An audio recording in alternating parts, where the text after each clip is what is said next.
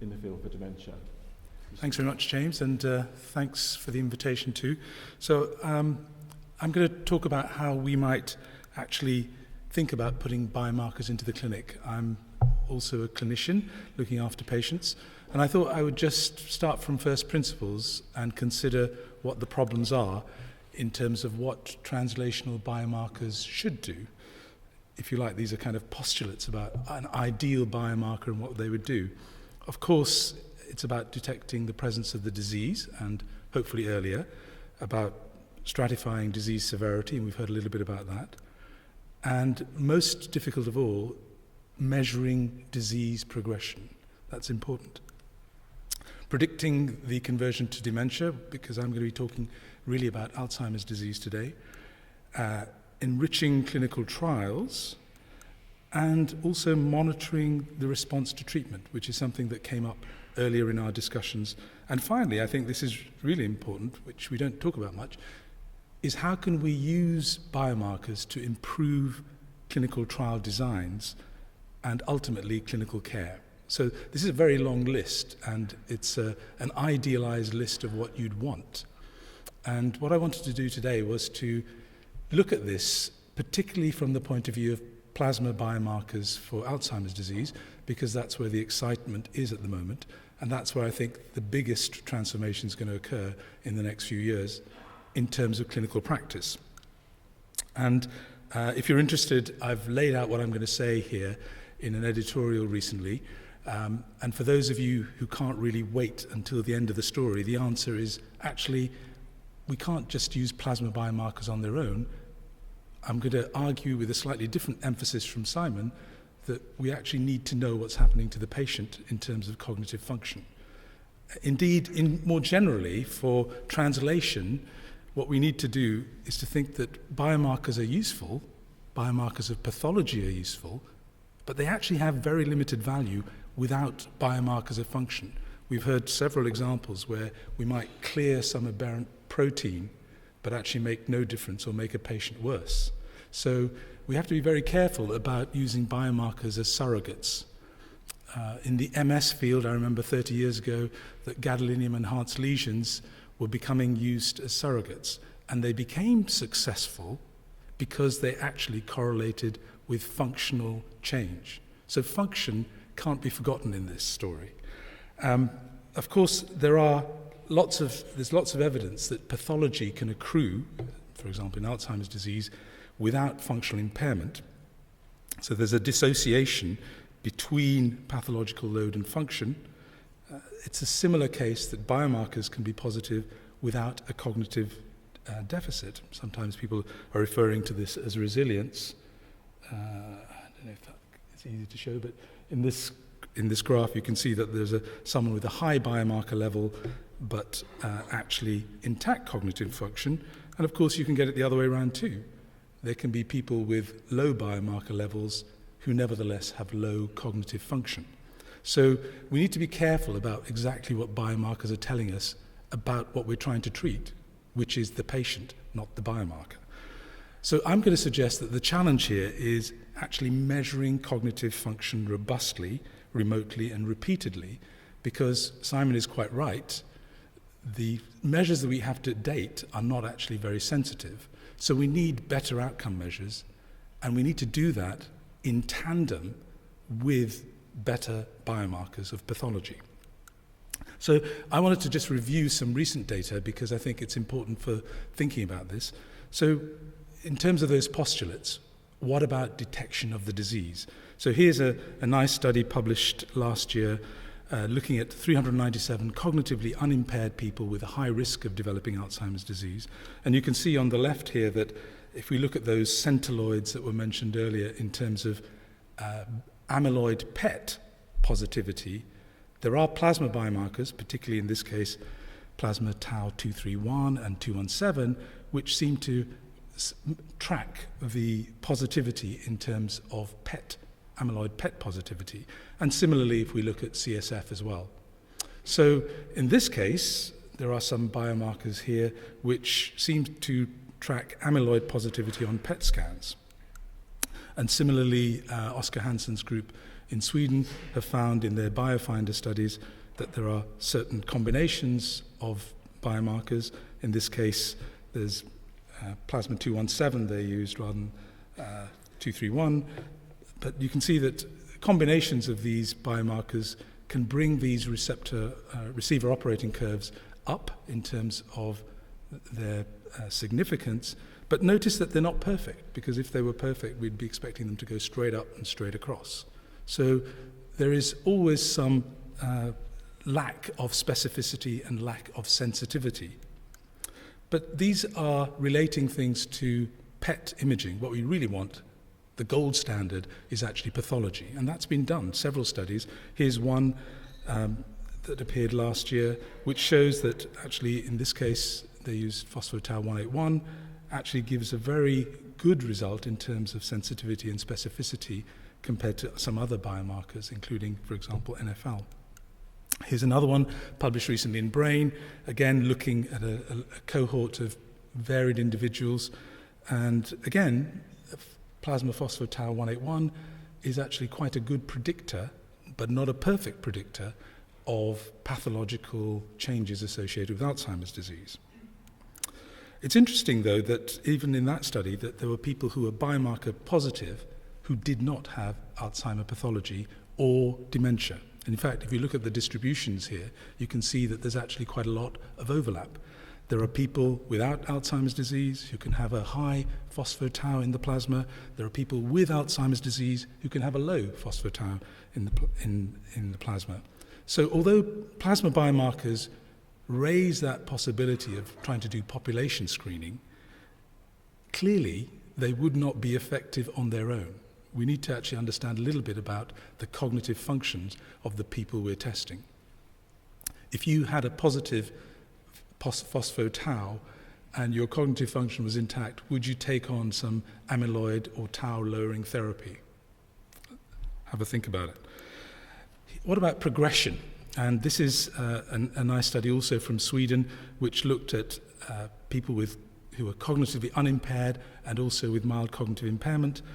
They looked at a number of these biomarkers. In their hands, only phospho-tau 217 really showed progression with time. So all the other ones weren't really showing much in terms of changes in biomarker level. And in that study also, they found that the higher values of phospho-tau 217 actually associated with cognitive decline. And our cognitive decline was measured either with the mini-mental state examination, very crude, or a composite, which is better. But nevertheless, I'm going to argue that these current measures are not really as sensitive as we'd like them to be. What about stratifying disease severity? This one is really hot off the press. We published it in Brain only 2 weeks ago, and this is probably the largest ever study in which people had both amyloid and tau PET. So you can see there are 864 cognitively unimpaired, 148 MCI, 124 patients with a clinical diagnosis of Alzheimer's disease. So they had amyloid and tau PET, but they also had this range of plasma biomarkers, and in a subset, they also had phospho-tau 217. And the conjunction of the amyloid and tau PET was used to categorize Alzheimer's severity. I won't go into details here, but that was used as a proxy of pathological severity. And if you look at the data, on the left you can see the cognitively unimpaired, cognitively impaired, and all the subjects put together. At least in the cognitively impaired group, phospho-tau 181 in this case was doing as well as the combination of all the other biomarkers. So it looks like that's quite a good marker. If you had to choose one on your desert island, perhaps you'd take that in this suite.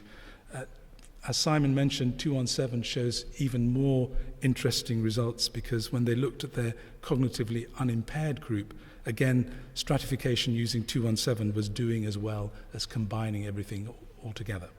So this is positive data suggesting that you can stratify, and in fact, there's good evidence that you can predict who will convert to dementia. Again, this is from this Swedish group. They used a lot of modeling to look at the sort of parsimonious fit. The interesting thing here was if you look at they're phospho-tau 217 only, right at the bottom. The area under the curve is 0.83. But if you add in cognition, that improves. If you add in ApoE genotype, that improves a little bit further. So if you're looking here, yes, you get something with your plasma biomarker, but you can get added improvement even with current cognitive tests. You can improve the sensitivity and specificity of your prediction. Okay, so what about all this cognitive function? Now, if you're someone who's molecular or pharmacological, cognition seems like a sort of another different world, because what are all these cognitive neuroscientists doing using these funny tests? Well, actually, there's a lot we've learnt in the last 2 decades in terms of how we can improve those tests and apply them to the clinic. This is a nice study from my colleague Adam Hampshire in Imperial. He's got an online suite of tests where he has tested over 80,000 people, so you can get this measure of the normative performance in a population. And the important thing here, cognition isn't binary. It's a continuous measure. And sometimes if we just say, are they positive on this test or negative on this test, we're missing a lot of information. Cognition also changes with age, as you can see on the right-hand side. Most things decline. The good news for all of us is actually semantic knowledge, word definition actually improves with age, but that's about the only thing. But we have these normative values for thousands of people out there, and we can use that information, I think, far more effectively to stratify people who we also have plasma biomarker knowledge on. To give you an example of the kinds of things we've done, a few years ago we've developed this digital test that initially was on a touch screen but now can be done on a computer or even a phone. You see 3 objects. These are fractals at the top. There's a short delay. One of those objects comes back, and your job is to touch the one you remember. So that's a classical discrete measure. Do you remember the object or not? Okay, so it's either yes or no. But we also have a continuous measure because you have to drag this object back to its remembered location. So we have a continuous measure of its error. So we have both standard measures, did you remember it or not, but also a continuous measure of error. And that's been helpful because when we converted this to a sort of digital platform, we've added it to other tests, some of which will be familiar to you. And what we can do with that is to look at the range, the normal range that the population shows in terms of how well they remember things, what their localization error is, let's say in centimeters, and also the reaction time. So you get a much richer data set here. In fact, with modeling, you get even better parameters. But what we can do then is to try and bring that data together with plasma biomarkers. And this is work that's really been done with my colleagues Sophia Toniolo, Anna Schultz, Anne Gallagher, and also Sijia Zhao. So here, this is our first attempt really looking at clinical samples from the Oxford Clinic. You can see that if we look at the ACE, which is the Adam-Brooks Cognitive Examination, it's a standard cognitive measure. They're significantly different, the healthy controls versus the mild cognitive impairment and Alzheimer patients. But on all those plasma biomarkers, the patients are significantly different from the healthy controls, which is interesting, and this is a real-world clinic population. Then the question is, what's happening to their cognition over time? So here, just plotting the imprecision, the localization error, if you like, for healthy controls, HC, the subjective cognitive impaired, those are people who have subjective symptoms but objectively don't appear to have problems, the people we classify as MCI, and the people we classify as clinically having Alzheimer's disease. And you can see within a year you can show that change occurring in Alzheimer patients. So what about linking those to the plasma biomarkers? And I'm just really summarizing, giving you a snapshot of that data. And in our hands, it's really interesting that actually it's phospho-tau 181, which gives you probably the strongest relationship to performance, either in terms of that binary measure, proportion correct, or in terms of localization error, after you've corrected for age. And that's really important in the analysis that's performed. But we can also look at other tests, and you can see here the trail-making test, the Corsi blocks, which is a measure of visuospatial short-term memory, the Ray figure in terms of copying or recall, and the digit symbol substitution test in terms of reaction time. And you can see that across the board, these plasma biomarkers do show some correlation. But again, if you had to pick one, perhaps I would just take phospho-tau here with me on my desert island. Now, the interesting thing is this generates a huge amount of data. And I don't know if we can... Is there a pointer? No, it's all right, it's okay, I'll just do it by hand. So you can see at the top clinical measures like depression and anxiety, and at the bottom there we've got A beta 42 and 40, A beta 42-40 ratio, neurofilament light, GFAP, and then circled is phospho-tau, and the proximity of and the proximity of these biomarkers to this cluster of cognitive tests show you that in a visual way how phospho-tau actually gravitates towards performance on these tests much better than GFAP, neurofilament light, or the amyloid species, and that they're not related really at all to other important measures of function in our patients like depression or apathy. So going back to the postulates, one of the other ones I mentioned was monitoring treatment response. And I think probably some of the companies have that data. I'm not aware of that data in any strong form being published out there.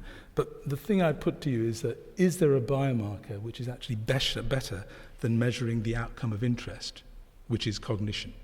So as we've seen, measuring biomarkers and seeing them go down or up can be a perilous path to pursue, because we need to think about what's actually happening to the patient, the outcome. So as far as I know, there isn't any good plasma biomarker data out there in terms of monitoring treatment response, but you may know otherwise. And the sort of final area that I wanted to come to was improving trial designs, because is there a real opportunity here to think outside the box? The limitations of current trial designs is really about the sensitivity of the tests, as Simon mentioned, but also the sampling frequency. So we've become very interested, that is it. The gold standard is the randomized controlled trial. But decades ago, other people had thought about doing trials in different ways. The reason we're limited is how often we see the patient, how often we measure our samples. Fisher, who was a UCL statistician, who I'm sure many of you know about Fisher's exact tests and analysis of variance, Fisher had designed ways of doing this in a completely different manner, but we've forgotten about them because we're thinking only in the space of the randomized controlled trial. So I'm going to suggest that remote repeated testing, because repeated testing can be robust, and even with practice you can actually show that there are good retest validities in these, has the potential to transform clinical trial designs. We can do things in smaller sample sizes with more homogeneous groups tested for shorter periods. I think that's a real possibility that we should explore, and ultimately, and this is heresy really, is thinking about the N of 1 trial design. So in the N of 1 trial design, which has been used actually for looking at people's responses to statins, not whether their cholesterol goes down or whether, for example, their symptoms of muscle pain are actually really related to the statin or not. In the N of 1 trial design, what's happening here is that we take one person, but we need multiple measurements on them, so we get a very good idea of the noise, the baseline, before injecting in the treatment. Now, to get those multiple measures is very difficult in normal clinical trial designs. But if you can do this remotely, and you can do it frequently and robustly, then you have a chance of getting a very good idea of the noise within a subject. So when you inject your treatment, you can see if there is a significant change or not. And again, this can be done remotely. Now, obviously, these things have to be thought about very carefully about how you would design such a trial. But from my point of view, that's the ultimate vision for clinical care, because what I want to know when I'm infusing a patient of mine with some anti-tau or anti-amyloid therapy is whether it's actually working for them, not whether it's working for the general population. And since we are talking about personalized medicine, that's what we need to do. We need to have a way in which we can measure this within our individual patients. And again, if you're interested, I've laid this out in a previous editorial. So I hope I've given you something to think about here, that translational biomarkers are really important. Plasma biomarkers are going to revolutionize the way we do clinical practice in Alzheimer's disease. And I've put out some of these postulates that I think would be the ideal way to go. But I'm going to argue that on their own, they're unlikely to do this. And we need more sensitive measures of functional outcome to really use those plasma biomarkers to leverage what we have in the most meaningful way. Thank you.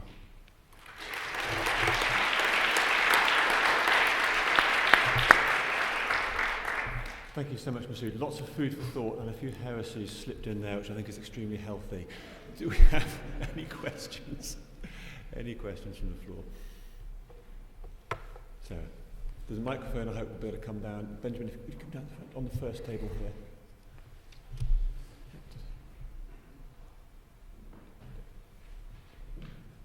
Thank you, Masud. That was a really interesting talk. Now, this may be a naive question because I'm not coming from the Alzheimer's field, but with lecanemab, with the 27% slowing of cognition, and your beautiful data showing phospho-tau linked very closely to cognition, do you know what they found in that study?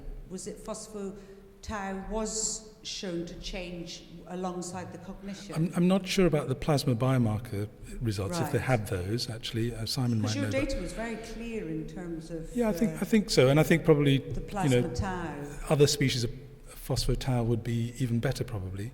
But yeah, I mean, we haven't talked much about lecanemab, but one thing we have to be thinking about is, as I said, if I was found to be phospho-tau positive, would I want to try lecanemab? And of course, the flip side is obviously the side effects of lecanemab, which we don't talk about, and how that might have had an impact on unblinding people in that trial. So I think it's important to worry about the side effects of the drug. I just don't know in answer to your question about whether they had phospho-tau measure. If you had positive phospho-tau, would you take lecanemab? I don't think I would, no. I have resilience. You've got cognitive reserve, lots of it. It might come up in the general discussion, but to pick up on Sarah's point about lecanemab, and perhaps come back to Simon, as to whether an anti-amyloid treatment, let's say lecanemab's effect on cognition, our goal from the patient's perspective of cognition, might be conditional on the tau load, that's one thing. It might, change in cognition might correlate with the change in tau, which is totally different. And different yet again is whether the effect of an anti-amyloid treatment could be mediated by the tau mechanism. Those are three very different steps, and I think there are some useful indicators, but I think you've shown us a way to try and pick apart and to recognise the difference in those uses of biomarkers. But when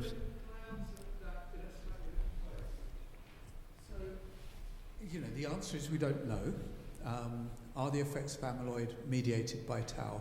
But there is, a bit like your N of 1 example, there is a single case, so a naturally occurring N of 1, which I think gives us at least one possible, clearly I wouldn't say it unless I thought it was fairly important, insight into that question.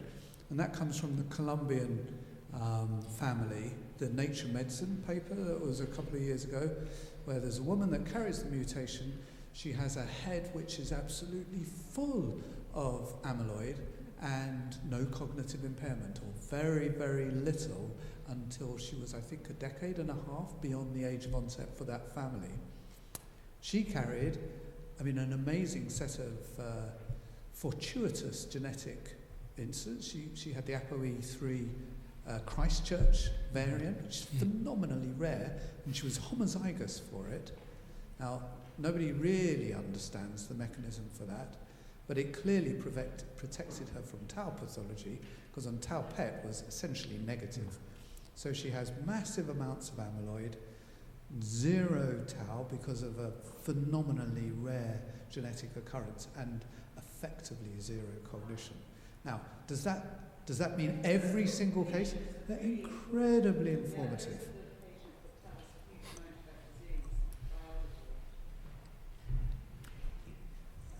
Thank you. A question in the back. Yeah, thanks. Great work, Masud and Sophia. Congratulations. I'm always very impressed by Adam Hampshire's slide with these thousands and thousands of people. Now that you also have James there, I'm wondering, are we in position to be looking at executive function, detecting people who are in preclinical FTD? Because obviously the if you like, the emphasis has always been in detecting preclinical episodic memory, sort of deterioration and processing speed, but do you think we're in a position where we can start to pick out people in preclinical FTD?